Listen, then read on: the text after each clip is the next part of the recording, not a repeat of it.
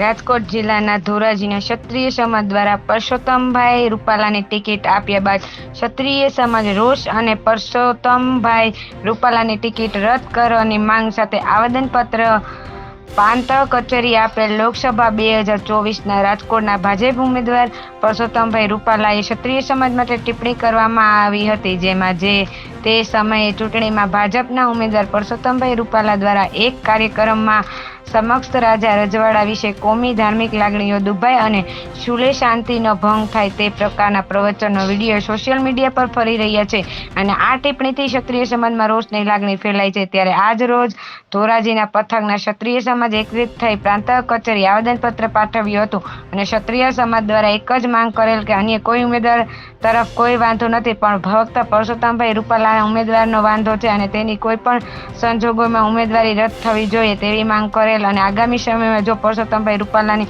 ઉમેદવારી નહીં ખેંચવામાં આવે તો ધોરાજી પથક સહિતના ક્ષત્રિય સમાજના ભાજપ પાર્ટીને વરેલા અને ભાજપ સાથે સંકળાયેલ તથા ભાજપના હોદ્દાઓએ લઈને બેઠેલા ક્ષત્રિય સમાજના આગેવાનો લોકો પોતાના પદથી ઉપરથી રાજીનામા ધરી દેવામાં આવશે અને ક્ષત્રિય સમાજ ભાજપના હોદ્દેદારોને ઉપરથી રાજીનામું ધરી દેશે તેવી ચીમકી ઉચ્ચારેલ છે. રિપોર્ટર મતીન બાપુ, સૈયદ, ધોરાજી.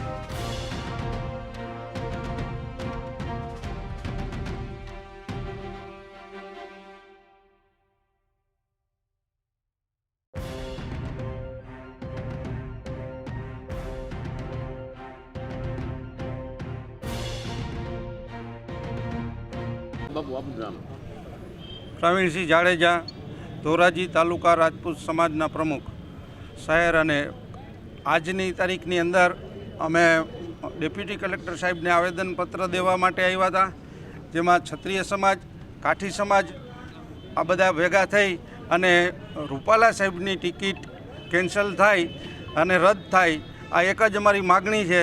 એના માટેથી બાકી આપ બધું સોશિયલ મીડિયામાં જાણો છો કે આ કેના માટે આવેદનપત્ર દીધું છે, એ ચોખવટ કરવાની જરૂર નથી. આજે આ ભારત દેશ જાણે છે આખો, અને આમાં મોટી નુકસાની જશે ભાજપને. તો વહેલી તકે આનું નિવારણ આવે અને વહેલી તકે આની ટિકિટ રદ થાય, એક જ ક્ષત્રિયોની માગણી છે.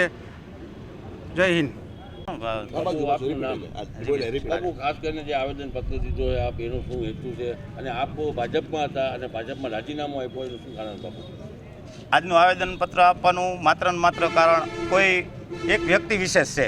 અમારે કોઈ સમાજ કે કોઈ આરે અમારે કોઈને કંઈ લેવા દેવા નથી. પણ એક જ વ્યક્તિ પરસોત્તમ રૂપાલાએ જે વાણવિલાસ કર્યો આપણે જોયું છે, આપણે સોશિયલ મીડિયાના માધ્યમથી પણ ઘણા ઠેકાણે જોયું છે અને સાંભળ્યું છે આપના મીડિયા માધ્યમથી પણ. તો એની અંદર જે એને જે કોમેન્ટ કરી છે એ બહુ જ વખોડવા લાયક છે. તો એટલા માટે હું એટલું જ કહીશ કે ભાઈ રૂપાલાની ટિકિટ કોઈ કાળે રદ કરે તો જ અમને એ ખપે, એના સિવાય બીજું કાંઈ ન ખપે. એક જ મુદ્દો અમારો કે રૂપાલાની ટિકિટ કોઈ પણ સંજોગે આજે અમે ધોરાજી રાજપૂત ક્ષત્રિય સમાજ, કાઠી ક્ષત્રિય સમાજ અમારી સાથે અમે બધા ભેળા મળી અને અમે આજે આવેદનપત્ર આપી. અમારા સમાજના સ્વાભિમાનની રેલીમાં અમે સાથે જોડાણા છીએ. આગળ પણ અમારો સમાજ જે રીતે એજન્ડા કહેશે એ પ્રમાણે અમે આગળ હાલશું અને અમે એ રીતે આગળ રાજીનામું આપ્યું શું કારણ? માત્ર ને માત્ર મારા સમાજની સ્વાભિમાનની રેલી. હું કાલે પરમ દિવસના સમાચારમાં હું ટીવીમાં સવારે બેઠો હતો અને જોતો હતો. એમાં અમારે એક બેને એમ કીધું કે જો આ પુરુષોત્તમ રૂપાલાની ટિકિટ રદ કરવામાં નહીં આવે તો હું જોહર કરીશ. તો જોહરનો અર્થ તો આમાંથી તો બધા જાણતા છે, પણ કદાચ લોકોને નહીં ખબર હોય જોહર એટલે હું એમ.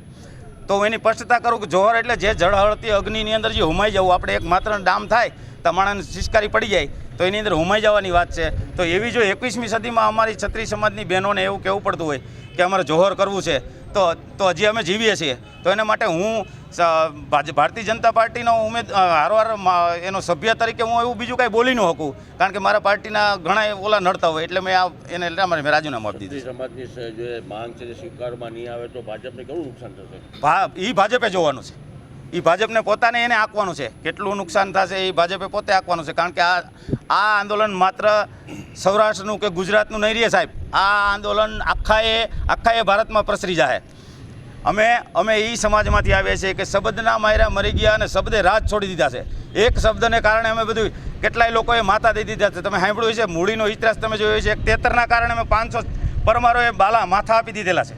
એ સમાજમાંથી અમે આવીએ છીએ. ત્યારે અમે કોઈ પણ ભોગે અમારી માત્ર ને માત્ર એક માગ, બીજી કોઈ જાતની એક જ માગ, રૂપાલાને કોઈ પણ સંજોગે એની ટિકિટ રદ કરો, બીજી કોઈ માગ જ નથી અમારી. મારું નામ જનકશીલ લતુભા જાડેજા.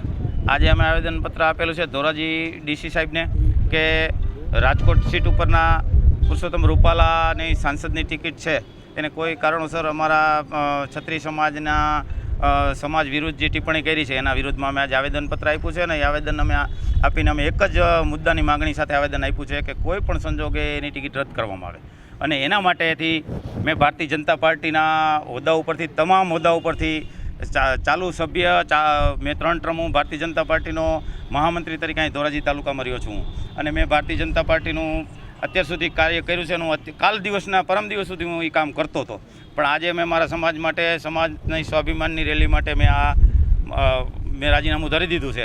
અને આગળ ઉપર ભારતીય જનતા પાર્ટીના હાઈકમાન્ડના લોકો જો આ બાબતમાં ગંભીરતાથી નહીં વિચારે અને રૂપાલાની ટિકિટ રદ કરવામાં નહીં આવે તો એનું પરિણામ ભોગવવા માટે તૈયાર રહેવાનું છે. અને રાજપૂત ક્ષત્રિય સમાજની સ્વાભિમાનની રેલીમાં આની અંદર ધોરાજી તાલુકાના તમામ કાઠી ક્ષત્રિય અને રાજપૂત ક્ષત્રિય સમાજ સાથે મળી અને ભારતીય જનતા પાર્ટીના સામૂહિક રાજીનામા ધરી દે.